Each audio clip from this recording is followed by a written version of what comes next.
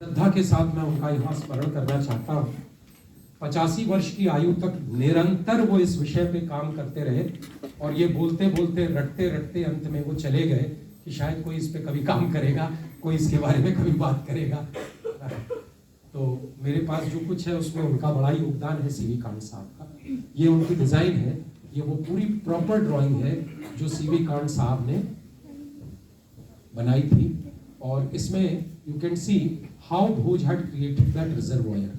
ये किसी भी ऐसे व्यक्ति के लिए एक बिगिनर्स बुक है, सीवी कांत साहब का रिसर्च, जो इस तालाब को सीरियसली डॉक्यूमेंट करना चाहता है, जो सीरियसली ये चाहता है कि एक ज्यादा सस्टेनेबल डिजाइन, जिसे हमें हर 100 साल में तोड़ के नया बांध ना बनाना पड़े, एक ज्यादा प्रैक्टिकल डिजाइन जो कि शायद कॉस्ट वाइज 10% होगा, क्योंकि ना आयरन लगना है ना कंक्रीट लगना है, केवल पत्थर, मुरम, ग्रैन्युलर मुरम और मिट्टी लगती। तो this is just an opening window. आप लोगों के साथ मैं ये सब चर्चा क्यों कर रहा हूं? अच्छा, जब ये हो गया तो नेचुरल सी बात थी कि उस वैली में जो लोग बसे हुए थे, वो जो घाटी थी, उसमें मंदिर थे, उसमें लोगों के घर थे, वो सब डूब में आ गया।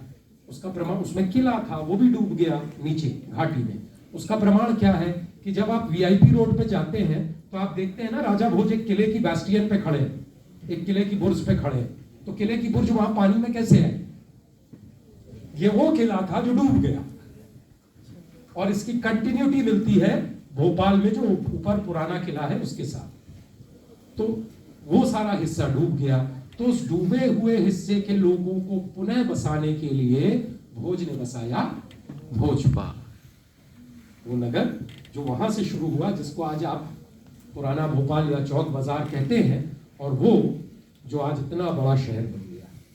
भोज का सबसे बड़ी बात, 2-3 जिनके लिए मैं तो खैर बहुत छोटा हूं, सारी परंपरा में राजा भोज का जितना गुणगान है, संस्कृत के विद्वानों ने, संस्कृत के पोएट्स ने जितना उनके बारे में लिखा और उनके यश का गान किया है, उसको 1 घंटे में नहीं कहा जा, उस यशगान को 1 घंटे में नहीं कहा जा सकता।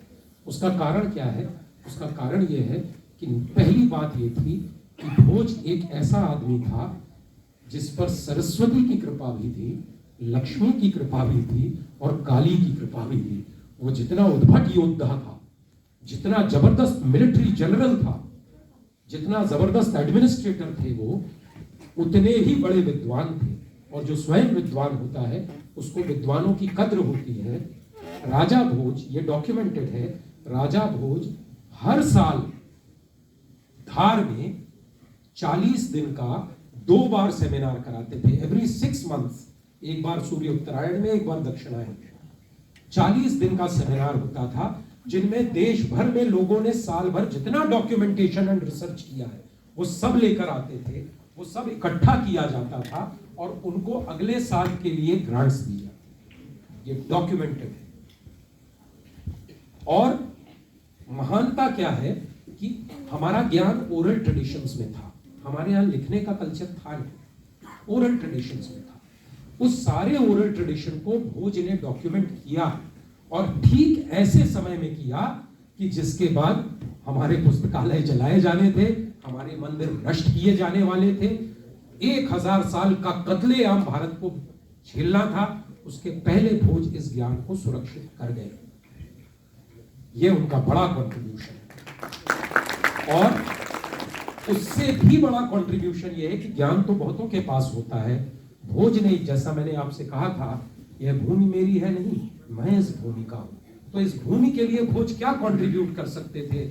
उन्होंने अपने उस नॉलेज को जमीन पर उतारा, उन्होंने उससे नगर रचनाएं की, केवल किताबों में नहीं रखा, उन्होंने उससे बांध बनाए। एक डिजाइन, एक इंजीनियर मुझे दिखा दीजिए कि जिसका बनाया हुआ डिजाइन 100 साल चला। 1000 साल से उस आदमी के बनाए हुए डिजाइन पे आज भी भोपाल जिंदा है।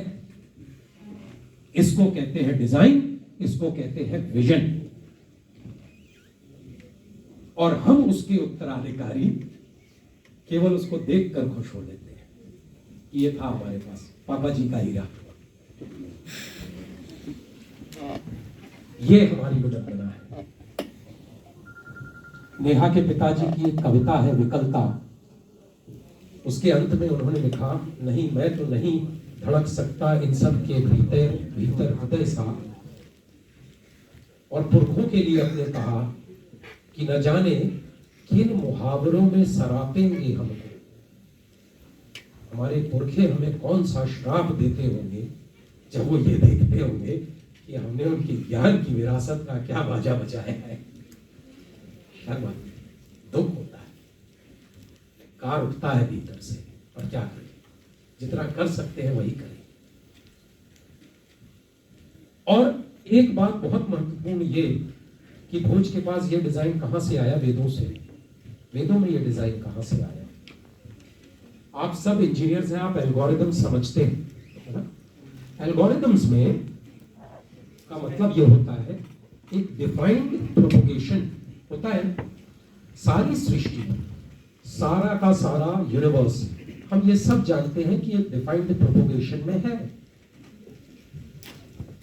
यही है ना theory, the theory of the oscillating universe, कि ये सारी सृष्टि बिग बैंग से लेकर के एक महा विस्तार में जाएगी एंड द बिग क्रंच, उसके बाद एक महासंकुचन में चली जाएगी। It will go back into the primordial atom, और वो जो आखिरी एटम बचेगा उसमें इनफाइनाइट मास, इनफाइनाइट हीट, इनफाइनाइट प्रेशर होने के कारण इनफाइनाइट ग्रेविटी पैदा होगी, और वो आखिरी एटम भी एनर्जी में बदल जाएगा। And then energy will turn into consciousness. And after, this is the beginning of the universe, this is the end of the universe. यही parabola repeat होगा, night of the universe, where there will be no space time, and then there will be big bang again. दोबारा origin of the universe. ये cycle है, यही cyclic time है ना? अब ये अगर fixed है, expansion of the universe, contraction of the universe, big bang, again expansion of the universe, इसका मतलब सारी सृष्टि, सारी सृष्टि एक एल्गोरिदम को फॉलो कर रही है। ये कमरा कैसा डिजाइन होगा, ये उपलब्ध जगह के हिसाब से आर्किटेक्ट तय कर देता है, अधिकारी अप्रूव कर देते हैं, ये हॉल बन जाता है। इसकी ऊंचाई, लंबाई, खिड़कियां कितनी होगी। लेकिन पृथ्वी से चंद्रमा की दूरी किसी आर्किटेक्ट ने तय की क्या?